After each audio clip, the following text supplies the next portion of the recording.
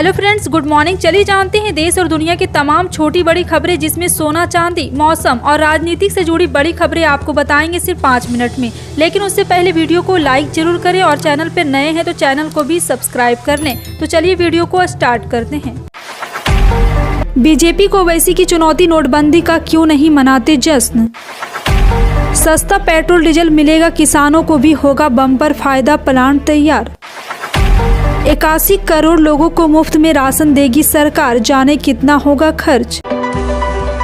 और आप किस राज शहर से न्यूज को देख रहे हैं, कमेंट में जरूर लिखिए। बता दें, नोटबंदी को लेकर सुप्रीम कोर्ट के फैसले ने केंद्र सरकार को बड़ी राहत देने का काम किया है। 4.1 की बहुमत से नोटबंदी को सही बताया गया है। अब एक तरफ केंद्र कोर्ट के इस फैसले के जरिए विपक्ष पर हमलावार है, तो दूसरी तरफ AIMIM चीफ असदुद्दीन ओवैसी की तरफ से सरकार से बड़ा सवाल पूछा गया है। जोर देकर कहा गया है कि अगर नोटबंदी इतनी बड़ी सफलता है तो बीजेपी इसे सेलिब्रेट क्यों नहीं करती। ओवैसी कहते हैं कि बहुत अजीब बात है, नोटबंदी का जो भ्रष्टाचार खत्म करने का उद्देश्य था वो सब एक मजाक हो गया। समाजवादी पार्टी के राष्ट्रीय अध्यक्ष अखिलेश यादव कांग्रेस के पूर्व अध्यक्ष राहुल गांधी के खिलाफ आक्रामक थे। अखिलेश ने सपा और कांग्रेस की विचारधारा में अंतर बताते हुए राहुल गांधी की पार्टी पर हमला बोला था। उन्होंने कहा था कि कांग्रेस और भारतीय जनता पार्टी की विचारधारा एक है। छत्तीसगढ़ में नया एथेनॉल प्लांट करीब तैयार हो चुका है। यह PP के जरिए तैयार देश का पहला एथेनॉल प्लांट होगा। अप्रैल महीने से इस प्लांट में उत्पादन शुरू होने की उम्मीद है। कवर्धा जिले में भोरमदेव शक्कर कारखाने के बगल में इस प्लांट को स्थापित किया गया। यहां गन्ने के रस का इस्तेमाल करके एथेनॉल बनाया जाएगा। बता दें कि 2020 में CM भूपेश बघेल की अध्यक्षता में मंत्रिमंडल ने इस प्लांट की मंजूरी दी थी। केंद्र सरकार ने रविवार यानी 1 जनवरी से राष्ट्रीय खाद्य सुरक्षा अधिनियम के तहत 81.35 करोड़ लाभार्थी को 1 साल के लिए मुफ्त में खाद्यान्न उपलब्ध कराने का काम शुरू कर दिया है। दरअसल खाद्य मंत्रालय ने शनिवार को ऐलान किया था कि 1 जनवरी से 31 दिसंबर 2023 तक सभी लाभार्थियों को NFSA की धारा 3 के तहत चावल, गेहूं और मोटे अनाज मुफ्त में वितरित किया जाएगा। हालांकि घोषणा में यह भी कहा गया है कि मिड डे मील जैसे अन्य कल्याणकारी कार्यक्रमों के लिए राज्य को आपूर्ति किए जाने वाले खाद्यान्नों के आउटपुट मूल्यों में कोई एडजस्टमेंट नहीं होगा।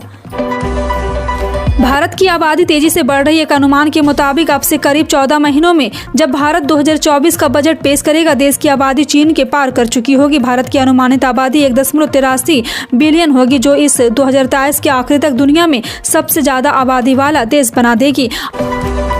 हिमाचल प्रदेश में लगभग 6000 अनाथ बच्चों को नए साल के तोहफे के रूप में राज्य सरकार ने उनकी उच्च शिक्षा और दैनिक जरूरतों के लिए 101 करोड़ रुपए का कोष, मुख्यमंत्री सूखा श्रेय सहायता कोष स्थापित करने की घोषणा की। मुख्यमंत्री सुखविंदर सिंह सुक्खू ने घोषणा की है कि कांग्रेस के सभी 40 विधायकों ने अपने पहले वेतन से 1-1 लाख रुपए इस कोष में देने का फैसला किया है और कॉर्पोरेट सामाजिक उत्तरदायित्व के तहत उद्योग से और राशि एकत्र की जाएगी। यूक्रेन और रूस के बीच करीब 10 महीने से ज्यादा से चल रहे युद्ध ने अब और भी हिंसक रूप ले लिया है। नए साल से ठीक पहले रूस ने यूक्रेन पर अब तक सबसे बड़ा मिसाइल और ड्रोन अटैक हुआ था। नोटबंदी की प्रक्रिया पर लगातार उठ रहे सवालों पर सोमवार सुप्रीम कोर्ट ने विराम लगा दिया। भ्रष्टाचार और काले धन पर रोक लगाने के लिए किए गए इस निर्णय की प्रक्रिया को शीर्ष अदालत ने सही ठहराया है। वरिष्ठ पत्रकार अशोक बगाड़िया के मुताबिक कोर्ट ने फैसले को सही ठहराते हुए पहले इस पूरी प्रक्रिया को 6 बिंदुओं पर परखा था। इसी आधार पर कोर्ट ने केंद्र सरकार के खिलाफ दायर सभी 58 याचिकाओं को खारिज किया है। दिल्ली के मुख्यमंत्री अरविंद केजरीवाल ने सोमवार को कहा है कि 2025 तक दिल्ली की 80% बसें बिजली से चलने वाली होगी और बसें चलाने से राष्ट्रीय राजधानी में प्रदूषण कम करने में काफी मदद मिलेगी। केजरीवाल ने इलेक्ट्रिक बसों की खरीद के लिए एक रोड मैप साझा करते हुए कहा है कि सरकार 2023 में ऐसी 1500 बसें खरीदेगी और 2025 तक 6380 इलेक्ट्रिक बसें खरीदी जाएगी। भारत में एक दिन में कोरोना वायरस संक्रमण के 173 नए मामले सामने आने के बाद देश में अभी तक संक्रमित हुए लोगों की संख्या बढ़कर 4,46,78,822 हो गई है, जबकि उपचाराधीन मरीजों की संख्या घटकर 2,670 रह गई है। राजधानी दिल्ली समेत पूरे उत्तर भारत में सर्दी का सितम जारी है। थोड़ी राहत के बाद नए साल पर एक बार फिर से ठंड और कोहरे का प्रकोप बढ़ गया है।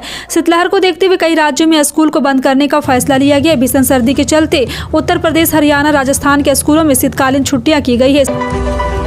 आज नए साल 2023 का पहला कारोबारी दिन है। सराफा बाजार में नए साल के पहले दिन कारोबारी की शुरुआत तेजी के साथ हुई। भारतीय सराफा बाजार में सोना चांदी 246 रुपए प्रति 10 ग्राम की दर से महंगा हुआ, तो चांदी की कीमत 435 रुपए प्रति किलो की दर से उछाल देखा जा रहा है। इसके बाद सोना एक बार फिर 55,000 रुपए प्रति 10 ग्राम और चांदी 68,000 रुपए प्रति किलो के पार बिकने लगी है।